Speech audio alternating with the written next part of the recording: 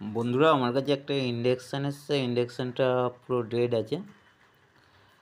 এখানে capacitor bast করেছিল, আমি ক্যাপাসিটার খুলেছি, খুলে তারপর চেক করলাম এইটা চপারটা খারাপ আছে আর এটা শর্ট আছে। আমি এখন আপাতত হাতের টাইম শর্ট বলে আমি এত ঝামেলার মধ্যে যাচ্ছি না। এখন সেম বোর্ড একটা আমি রিপেয়ার করে রেখেছিলাম, এই বোর্ডটা আমি এর মধ্যে ফিটিং করব। ফিটিং করে আমি এটা চালু করব।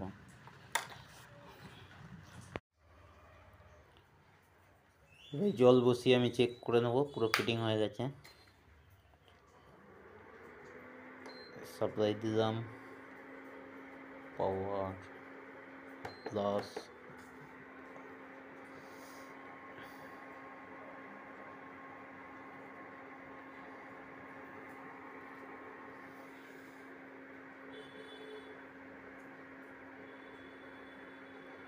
এখন আমি বেশি জল দিয়ে ট্রাই করছি, ওই জন্য একটুখানি দেরি হবে।